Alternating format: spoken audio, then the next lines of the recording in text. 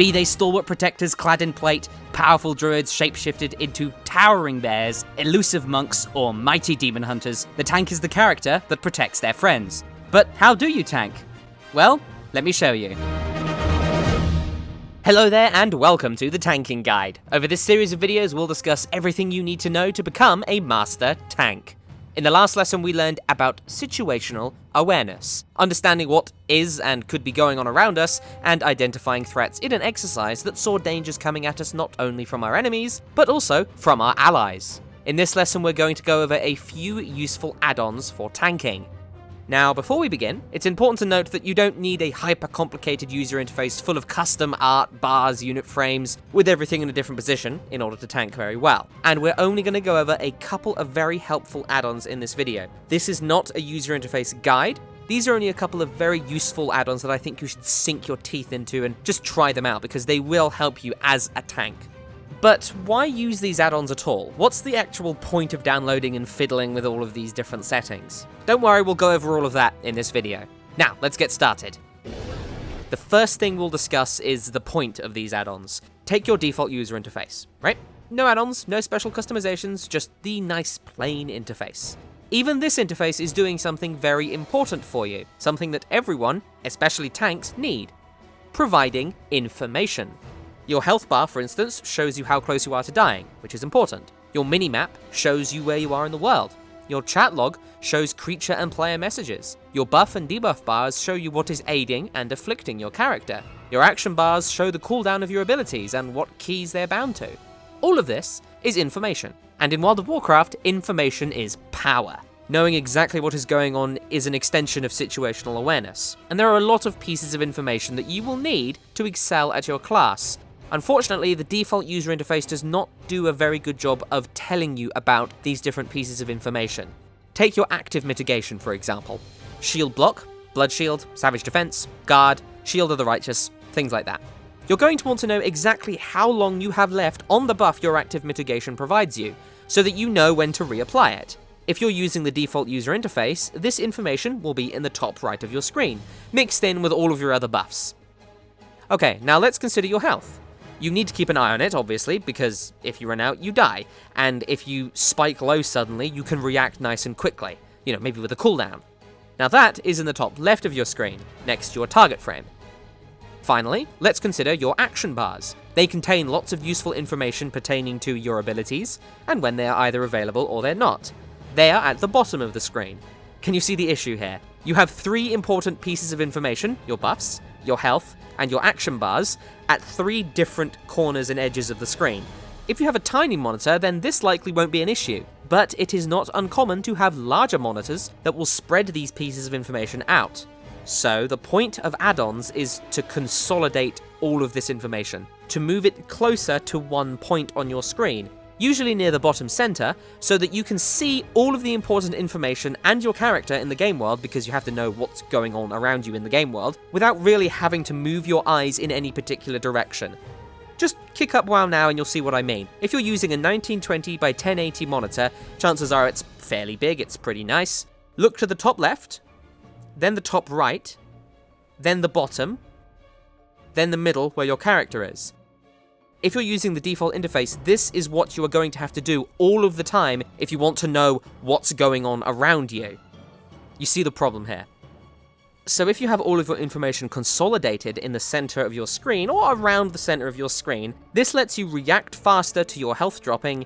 You'll know on the fly whether your active mitigation is up or down, and you'll easily be able to see the cooldown of your abilities, all at the same time without having to move your eyes around constantly. This will speed up your play, which will let you focus more on general concepts like control and situational awareness. Okay, so that's kind of the point of add-ons, and there are a lot of add-ons out there that can do lots of stuff, but as I said, this isn't a user interface guide. We want to focus more on add-ons that are particularly helpful for tanking. We'll cover two in this video. Let's start with a nice basic add-on that you won't need to move any parts of your existing user interface around to use. Tidy plates. Now, tidy plates is an add-on that changes your nameplates, the floating name and health bars above enemies' heads, which you can enable in Interface, Names menu, or by hitting the default key binding of V. Tidy plates is an upgraded, more customizable version of these nameplates. You can download it using the link in the description. Included in the description is a short guide as to how to install an add-on to help you get things rolling if you're not entirely sure how to do it. So, by typing /tidyplates, you'll get an options menu that lets you choose your theme, profile, and automation. The theme is the most important aspect of this. Go to a training dummy to see your nameplates, you just want to see what they look like. They may look a bit weird at first, but the theme menu is where you can start to customize that. You'll have one theme for each specialization, so make sure you change your tank spec theme to a theme you like the look of. Some themes will have a damage and tanking specific setting, and this affects the way the nameplates behave, so make sure you change it to the tank setting, not the DPS setting, for that particular theme. Not every theme does this, but some of them do, so look out for it. At the end it will say either damage or tank. Keep an eye out for that. Okay, now to edit how the nameplates look and behave. Go to Tidyplates, Tank on the left, and you'll be presented with a huge list of options. The absolute best way to figure out how you want your nameplates to look and to behave is to take your time and take a look at every setting. Just browse at it, see if you're interested in it. A few of my suggestions are to show level, use Blizzard default text, and scale. You can make your nameplates as big or as small as you'd like, and you can change the size of enemy nameplates that you don't have threat on as well. Using this add-on, we can add a bunch of information to the game world just through the tidy plates. It's very helpful if you suddenly see a big nameplate that's all red and you're like, oh, I haven't got threat on that one, let me quickly target it because it's nice and big, you can just click on it nice and easy, and then hit your taunt, or some kind of ranged ability, or something else. You know it's there, information that you can act on. So that's tidy plates. The next, and only other add-on I suggest every tank should try out, is WeakAuras. Don't run away. I say that because this is a very complicated and scary looking add-on, but it's also probably the most powerful add-on out there. It really is. It'll give as much as you put into it. Basically, WeakAuras lets you create displays on screen to give you information, and this information can range from anything, really. You can have multiple triggers, animations, load orders, sounds, all kinds of stuff, and they can track things like buffs, debuffs, resources, health, timings from boss encounters, all kinds of other things. Very, very smart people make incredible things with WeakAuras. But the layman, like me and you, we can just make nice basic WeakAuras that will give us good amounts of information. Start by downloading it from the link in the description, again, using the small guide there to help install it if you're not sure how. Okay, now that you have WeakAuras installed, type /WeakAuras or /WA to open it up. The options menu here is the main way that you can interact with the add-on. Let's make a simple WeakAura together that tracks our active mitigation. In the New tab, click the Icon button. This will make an icon appear on your screen and change the options menu for it. The WeakAura is now created. All we need to do is give it logic and change how it looks. Let's start with the logic. We want this WeakAura to activate when we have our active mitigation up. So let's go to the Trigger tab. Thankfully, the default trigger is an aura, which is the game's term for a buff or a debuff, set to a buff. So we don't really have to do much here. First, find the name of your active mitigation buff. You can find this in the spellbook, but I'll also mention them here. They are Room Tap for Death Knights, Savage Defense for Druids, Elusive Brew for Monks, Shield of the Righteous for Paladins, and Shield Block for Warriors. Obviously, these aren't all of your active mitigation abilities, these are just one from each. Type the name of your active mitigation into the box exactly as it appears in your spellbook. Exactly.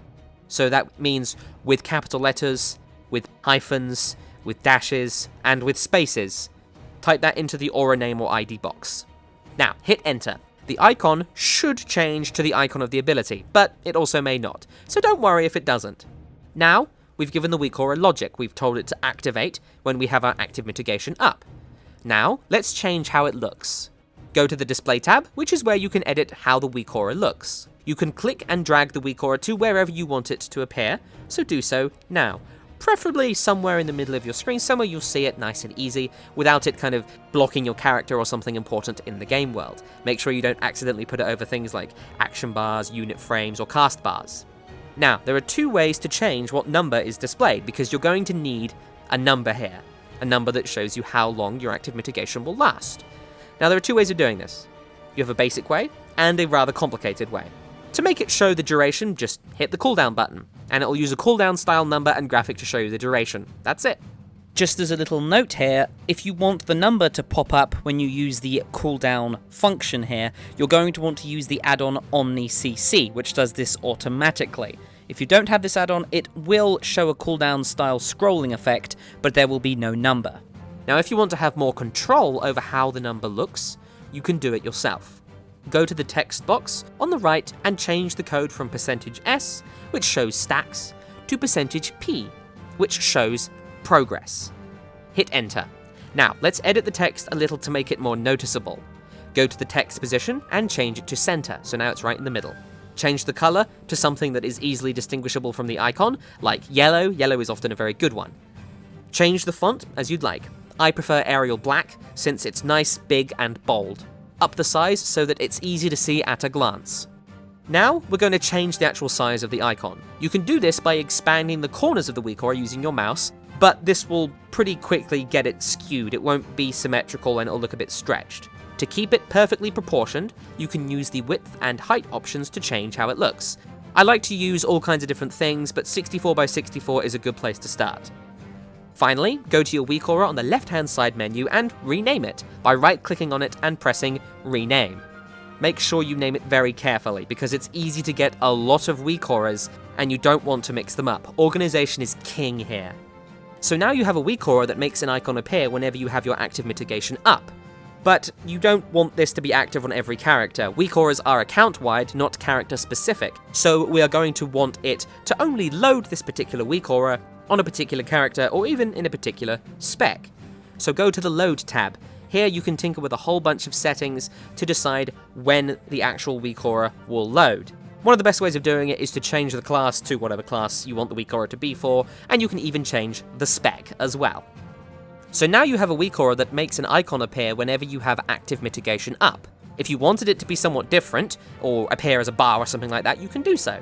Just make a new WeakAura and select one of the other options. Try them out. I like to go with either icons or progress bars. Then all you need to do is follow the same steps as we did before. Okay, so now we know how to make a WeakAura that tracks important buffs on us. But what about debuffs on our enemy? Death Knights need to worry about their diseases, Druids about their bleeds, things like that. So let's make another WeakAura. You can make it either a progress bar or an icon, and edit the display settings however you'd like. What changes here is the logic. In the Trigger tab, which still defaults to an aura, type in the name of the debuff you want to track, exactly as it appears in your spellbook. Then, change the unit to target. Finally, change the aura type to debuff, because it's a debuff, because you're applying it, it's nasty, it's a debuff. Now, the WeakAura will activate when your target has a certain debuff, letting you track it easily. You can go back into the display tab and fiddle with all of that so you can see the progression, %P, so you can see exactly how long it lasts. Now, there are a lot of different things you can do with WeakAuras. We have only really scratched the surface here, but there is one very important thing that just about every user of WeakAuras needs to know about: importing WeakAuras. Now, importing a WeakAura is pretty simple, really. When someone makes a WeakAura, all it actually is a long and complex-looking string of code, telling the add-on to behave in a certain way. So a string of code will say, activate this with this icon whenever this happens, etc, etc, etc. That string of code can be exported by right-clicking on the WeakAura and clicking Export to String.